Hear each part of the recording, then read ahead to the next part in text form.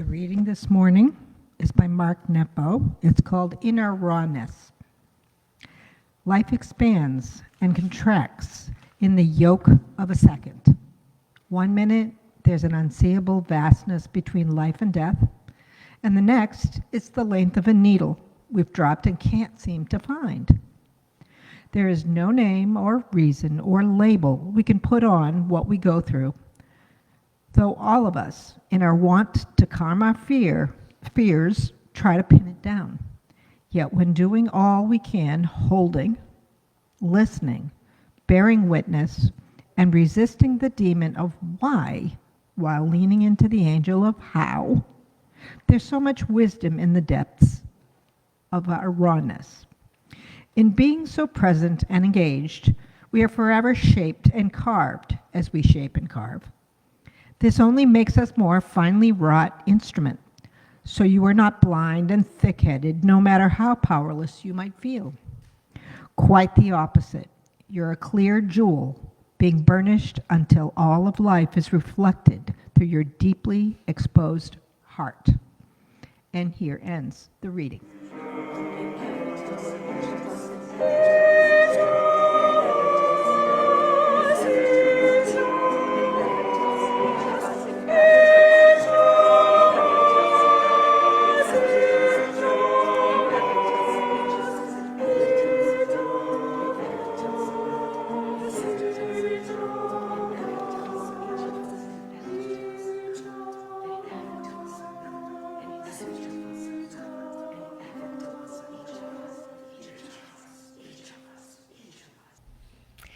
Do you remember Winter Storm Nemo in February of 2013?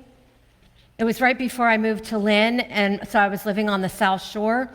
I don't know how bad it was for you up here, but we got, I think, like 24 or 25 inches of snow, and we lost power for days. It was very icy and really bad, and this is one of the reasons I insist on maintaining a landline.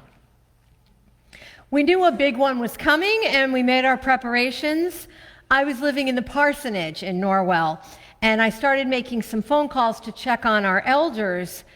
We had all been encouraged to evacuate any rural or more isolated homes, and that area is more like rural suburbia. So a lot of my parishioners lived alone or with maybe one adult child in very wooded areas. I was particularly worried about Harry, who had insisted that he would be fine in his antique-filled cottage in the Scituate Woods. Harry was in his 80s and lived alone. When I checked in on him on the phone, he was without power, snowed in, and beginning to become frightened by the prolonged lack of electricity, not knowing when the power would come back on, and especially about the lack of heat. He was cold. I told him, pack your bag, bundle up, and get ready to evacuate. Because I can get bossy like that sometimes. I threw a shovel into my car, my trusty Honda CR-V, and I put it in four-wheel drive mode, and I got over there over snow-packed roads, kind of sliding around. I got to Harry's, I don't know how I did this. I shoveled some and I kind of crawled and pulled my way through the drifts to his front door, and he got the door open. We kind of shoveled the door open, and we got ourselves back to my car with a lot of floundering and sort of pulling each other. And then I drove Harry to the Norwell Middle School that was being used as a shelter. As Harry got settled in on a cot and in touch with his children, I visited around with other people who'd been similarly evacuated, and in every single case, as it was the same for Harry, every single one of these people had either adult children, friends, or neighbors who had offered and in fact pleaded with them to stay with them until the storm passed. And in each case, they were chagrined and sheepish, saying, oh, I'm an old New Englander, I thought I'd be fine. I didn't want to be a burden on anyone. Whenever I thought the person had at least a little bit of a sense of humor, I would respond, well, do you know what? Planning a funeral is a little bit of a burden. Or, you know what's a burden? When Bob McNamara has to get your body out of your house on a stretcher over 2 feet of snow. Bob McNamara was the big funeral director in town. Everybody knew him. And they would laugh, because you have to laugh. At the time, I was very close friends with Andy Reardon, the fire chief, and I knew from hanging out with Andy that it is no joke getting wounded or deceased people out of their homes on stretchers in any weather, let alone a terrible blizzard. So I needed to give them that witness. I got home from the middle school that day, and the power in my own house did not come on, and it did not come on. And then I had to come to terms with my own fears of being a burden and my own insecurities and excessive self-reliance. I was cold. I was scared. I had a dog and a cat who were also cold. It was dark, and I had to admit it, dangerous. My car had proven its ability to get over the roads, so what was I still doing alone in a big, old, drafty 18th century colonial house, freezing? Parishioners Elizabeth and Tad Roby had gotten in touch with me and urged me to bring my beagle Max and myself and to come over to their place where another church family was also staying with their kids and their dog. I was very uncomfortable with the thought of being seen as I was, which was not very put together. I had gotten really sweaty helping Harry. And I realized, I was like, do I smell? Like, I don't even know. And I realized, though, that in the midst of a storm like this, no one is put together. No one's showering, no one's bathing. If something happened to me, though, if I had broken a leg in the dark or even gotten sick, how was that going to serve anything or anyone? So I packed some kibble for Max, threw some things in my own bag, and drove very slowly across town to the Robys. I don't remember how long I stayed there. It wasn't that long. I think it was just one day and a night and then maybe another day. What I do remember is that in the morning, I woke up to let my dog Max out before the rest of the household was awake. And when I got back in to the kitchen from the outside, Elizabeth and Kate, the other parishioner, both of whom were very active members of the church at the time, were making coffee, and they took one look at me and they just burst out laughing. Greasy hair, covered with 2 hats, totally blotchy skin, filthy glasses, who knows how many layers of clothes, a coat, a scarf. I looked like a gremlin. I was embarrassed, but I survived, and we all survived the storm with appreciation and gratitude for having been able to weather it together. I think the kids actually loved it because they were all too young to worry about their social image. Thank God. There's that beautiful place that children live until they hit the self-consciousness, and you can see it happen around adolescence.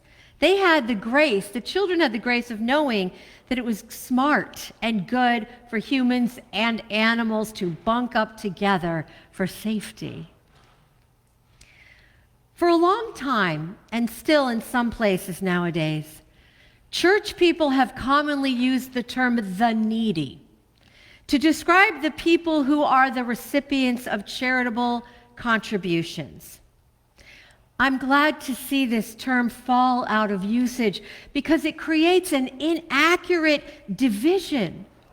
These people over here are needful, and the people who are giving or contributing, they have everything they need.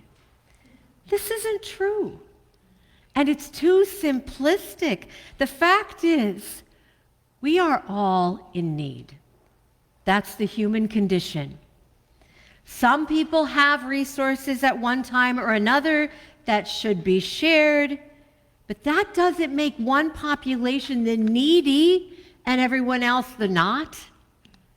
Considering oneself to not be the needy or trying to avoid being seen that way leads to alienation, egoism, and spiritual suffering.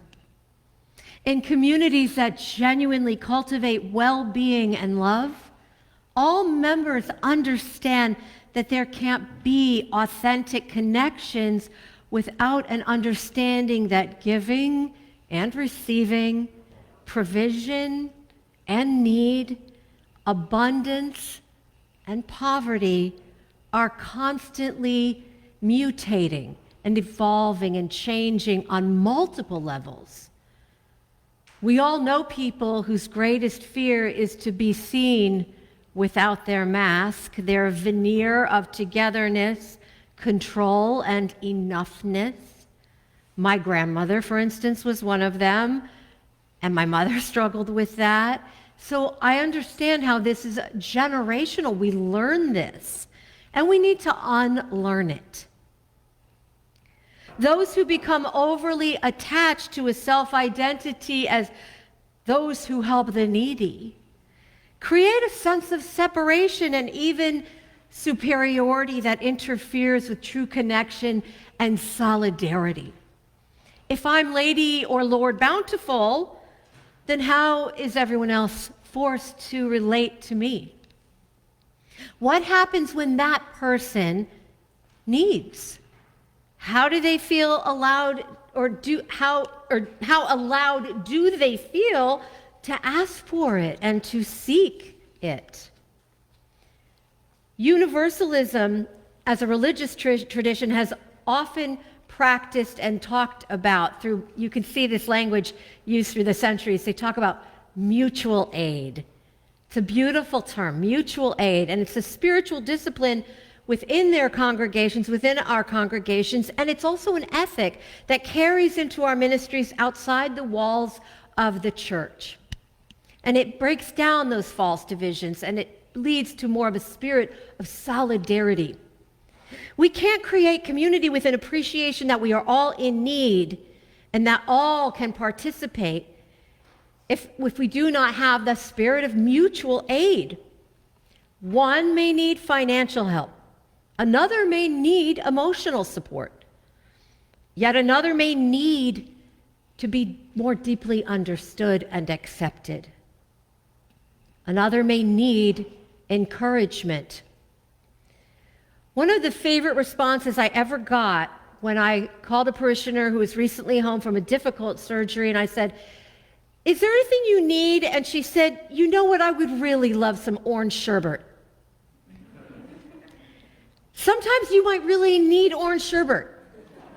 I was so happy to be able to meet that need. It gave me such joy. And I'm so glad, rather, that she told me. It gives us all permission to say, you know, that's really what I need right now, is I just need some companionship and orange sherbet.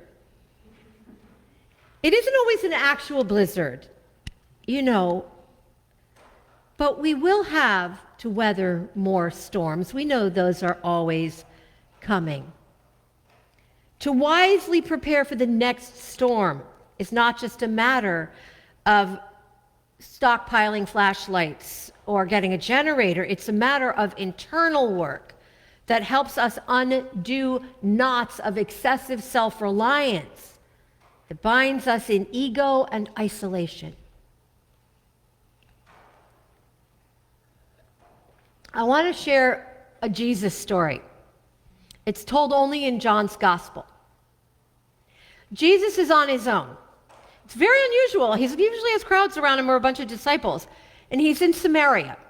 It's a hot midday scene, and he goes to the well at the middle of the village for water. There's a woman there, also alone, interestingly, and they exchange a really curious kind of actual banter.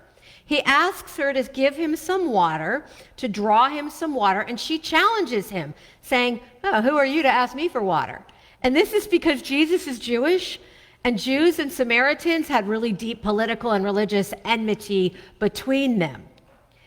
Also, as a man, and especially as a rabbi, it would have been really shocking for him to address a woman alone like that.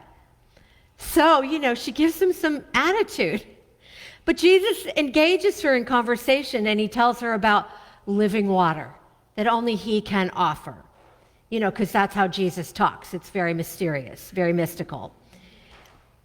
She's curious, though, and she's a little bit suspicious. And Jesus tells her, go get your husband. And she says, I don't have a husband. And he says, yeah, I know. You've had 5 husbands, and the man you're with right now, he's not your husband.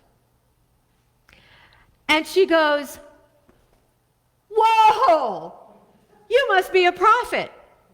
Now, this is so interesting because preachers through the years and Bible commentaries have for centuries focused on the supposed sinfulness and maybe promiscuity of this woman.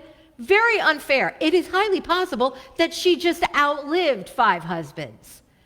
The fact that she's alone at the well at scorching midday, though, does suggest that she might be avoiding the other women in the community who would have regularly gathered when it was much cooler in the day to draw their water and to visit and to chit-chat and so forth. So she may have been experiencing some social ostracization. Whatever the case, the woman immediately and delightedly recognizes Jesus as a prophet, someone who speaks truth. There's a lot of theology in this story, a lot to be said about it, but I want to focus on the kind of dance of need and recognition that happens between these 2 characters. First, notice that Jesus comes to her with a need. He's thirsty.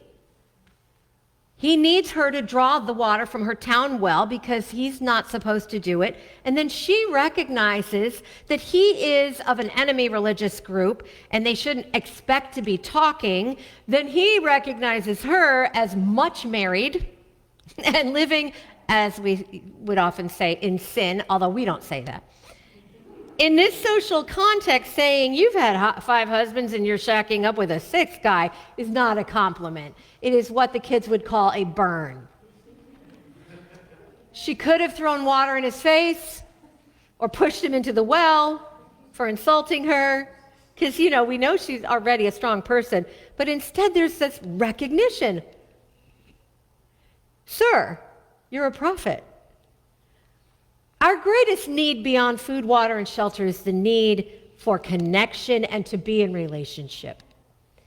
Jesus did not connect with her in judgment, though, nor did she with him. There is this energy between them that I love, this moment of possibility between 2 people meeting on equal ground of curiosity and openness and honesty. Because the way she reacted to him, Jesus must have identified this fact about her, the marriages and the boyfriend, in such a way that instead of feeling insulted, she felt simply seen, with no implied judgment and no ostracizing tone. There's a different way of saying, you've been with a lot of men, which is, you've had 5 husbands, you've been with a lot of men, and the man you're with now isn't your husband. I see you. I know you. It's a style that works because it's located in love, not judgment or ego. And you know what the woman does next? She runs into town to tell everyone what just happened with this stranger. And I think the reason she does that is because when we are seen through the lens of love and not judgment or competition or unkindness, it's exciting. It's a gift. He didn't tell her to repent. And Jesus often has done that, in the stories we have about him. He didn't do that.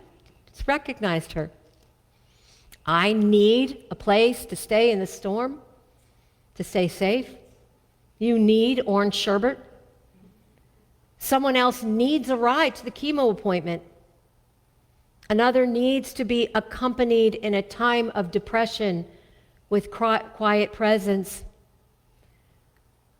Another needs us to show up for the Black Lives Matter rally to show solidarity. Someone else needs prayer Another needs help with their rent or some daily bread. We practice mutual aid out of mutual vulnerability. May God grant us the grace to recognize each other as the needy and to know, as God knows, that there is nothing but beauty and honesty and blessed humanity in that.